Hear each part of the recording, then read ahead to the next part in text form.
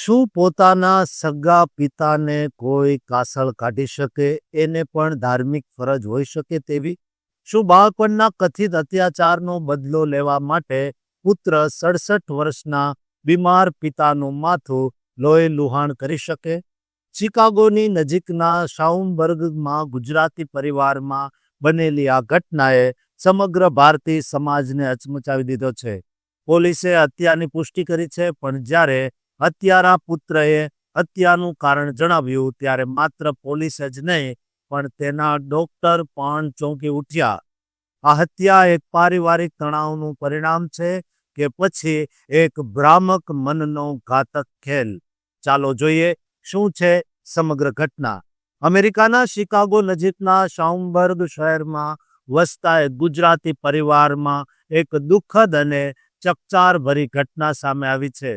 Thanks giving weekend દરમિયાન 29 November 2025ના શનિવારની સવારે 28 વર્ષીય યુવાન અભિજીત પટેલ પર તેમના 67 વર્ષીય પિતા અનુપમ પટેલની હત્યા કરવાનો આરોપ લાગ્યો છે.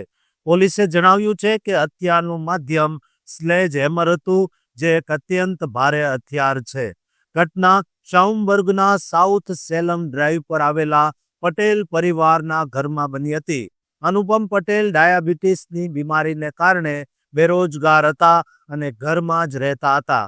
શનિવારે સવારે લગભગ 10:30 વાગ્યે અભિજીતના માતા કામ પરથી ઘરે પાછા ફર્યા ત્યારે તેમણે તેમના પતિ અનુપમને નિષ્પ્રાણ અને બેહોશ અવસ્થામાં જોયા. તેમણે તરત જ 911 પર કોલ કર્યો, પરંતુ હોસ્પિટલ પહોંચે તે પહેલા જ અનુપમ પટેલનું 11:06 અવસાન થઈ ચૂક્યું હતું. ઓટોપ્સી રિપોર્ટ મુજબ મોતનું કારણ બ્લન્ટ ફોર્સ ટ્રોમા એટલે કે માથામાં ગંભીર ઈજા લાગવાનું દર્શાવવામાં આવ્યું છે, જે દર્શાવે છે કે માથા પરના વારથી કપાળ અને નાક તૂટી ગયા હતા. પોલીસ દ્વારા પકડાયા બાદ અભિજીત પટેલે સમગ્ર હત્યાની કબૂલાત કરી લીધી. તેમણે તપાસ અધિકારીઓને જે વાત કહી તે સૌથી ચોંકાવનારી હતી. તેમણે જણાવ્યું કે પિતાની હત્યા કરવી એ તેમની ધાર્મિક ફરજ હતી. અભિજીતે દાવો કર્યો કે તેમના પિતાએ બાળપણમાં તેમનું કથિત શોષણ કર્યું હતું અને આના બદલામાં તેમણે આ પગલું ભર્યું. જો કે આ દાવાને અભિજીતની સારવાર કરી રહેલા ડોક્ટર દ્વારા ભ્રમાત્મક ગણાવવામાં આવ્યો છે.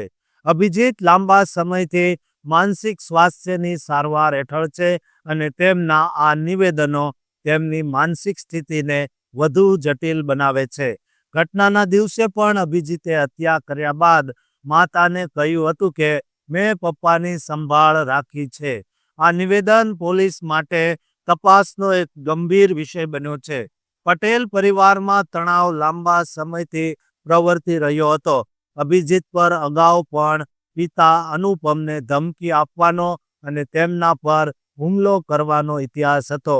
આ જ કારણોસર અભિજીત વિરુદ્ધ વર્ષ 2027 સુધીનો સુરક્ષા આદેશ પણ ચાલુ હતો, જે તેમને પિતા સાથે શારીરિક કે માનસિક હુમલો કરવાથી રોકતો હતો. આ કાનૂની આદેશ છતાં પુત્ર અને પિતા એક જ ઘરમાં રહેતા હતા, જે અંતે આ દુઃખદ ઘટનામાં પરિણમ્યું. કુક કાઉન્ટી કોર્ટમાં સોમવારે અભિજીત પટેલની પહેલી હાજરી થઈ, જ્યાં તેમના પર ફર્સ્ટ ડિગ્રી મર્ડરનો આરોપ લગાવવામાં આવ્યો. પ્રોસિક્યુટર્સે હત્યાની વિગતો અને અભિજીતના કબૂલાતનામા રજૂ કર્યા હતા. જજે તેમને ટ્રાયલ પૂરી ન થાય ત્યાં સુધી કસ્ટડીમાં રાખવાનો આદેશ આપ્યો છે. આ ગુનામાં 20 થી 60 વર્ષની સજા થઈ શકે છે. કેસની આગામી સુનાવણી 19 ડિસેમ્બર 2025ના રોજ નિયત કરવામાં આવી છે. ગુજરાતી અને ભારતીય સમાજમાં આ ઘટનાએ શોક અને ચિંતાનું વાતાવરણ ઊભું કર્યું છે. ઘણા લોકો સોશિયલ મીડિયા પર પારિવારિક તણાવ અને માનસિક સ્વાસ્થ્યની અવગણનાના ગંભીર પરિણામો વિશે ચર્ચા કરી રહ્યા છે. આ ઘટના એનઆરઆઈ સમાજમાં વધતા માનસિક સ્વાસ્થ્યના પ્રશ્નોને ગંભીરતાથી લેવાની જરૂરિયાત પર ભાર મૂકે છે. આ કેસની વધુ વિગતો અને કાનૂની કાર્યવાહી પર અમારી સતત નજર રહેશે.